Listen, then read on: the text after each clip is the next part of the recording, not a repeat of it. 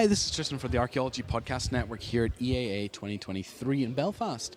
I'm asking some of the delegates about their experiences here. So first off, would you like to introduce yourself?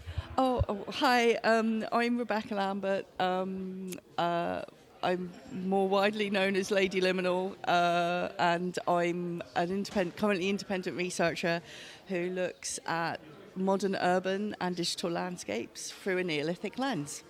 So the theme this year is weaving narratives. What narratives do you think need to be woven better in archaeology?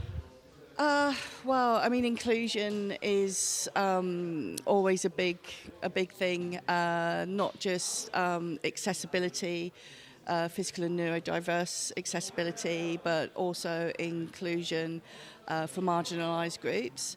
But I also think that public engagement is at the core of all of my research, and because archaeology is for everyone, but also archaeology is everywhere. So I would like to have seen more of those kind of weaves being woven. Is that right? Yes. Yeah. What can we do better to engage the public? What can we do? What would be a good example of things we can do better? Well, I think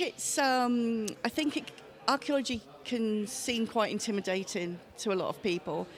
The exposure on TV has helped a lot to break down barriers, but certainly myself, coming from a working class background, when I first sort of came into the profession, if you want to use that term, I found it quite intimidating, especially at big conferences such as I still get intimidated when I come across big names and stuff. So I think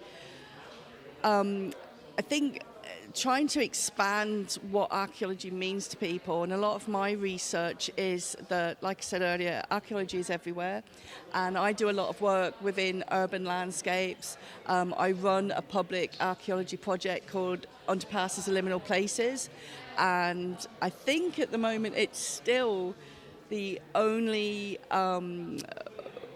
public engagement archaeological project to be run purely through a social media app. So Twitter, now currently at the moment known as X, maybe known as something different in the next couple of days. And that had people across the world.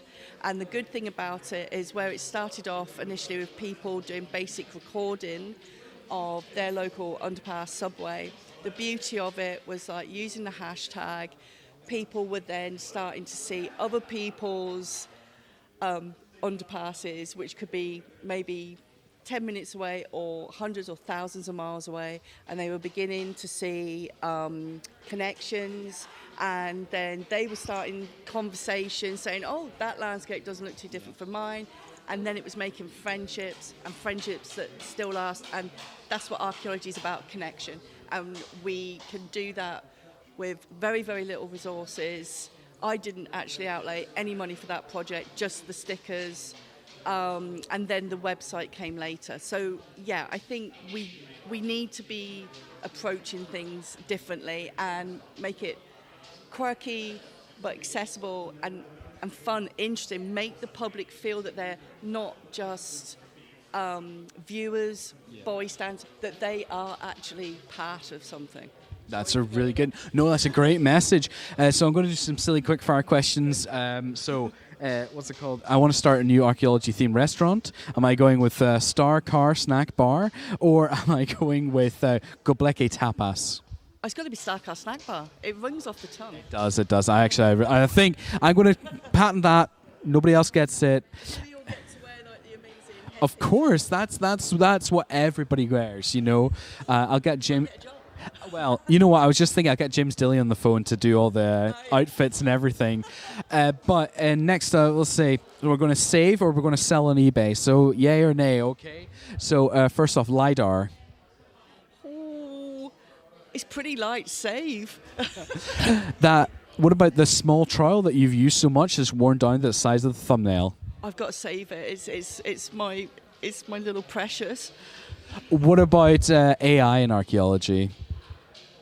Now, this might be contentious, but I do a lot of work with digital landscapes and AI, and I say it's a big yay. Keep it. We're going to expand and we're going to go exciting places while still keeping traditional methods, so don't all get freaked out. Excellent. So if people want to find more about the work that you do, where can they find that? You can head to the Liminal Worlds website, which is www.liminalworlds.org. You can access all of my research, which is written, audio, visual. There's also, it's not really a podcast because it's not as professional as the Archaeology podcast network. It's just me and a friend chatting like we're down the pub. But we've had people such as Mark Leckie, Ken Holland, Kenny Brophy, and a whole host of other people. And again, free to access. And if you're on social media, you can also access my work on Twitter, X, it's Lady Liminal 1, capital L's, Instagram and Threads. The name terrifies me. I just see Sheffield post-apocalyptic. Lady Liminal 1 again, lowercase L's, and Blue Sky. It's Lady Liminal with the buska dot there. So yeah, sorry, I'm around. Thank you so much. Take questions and help people with stuff. Excellent. Thank you very much.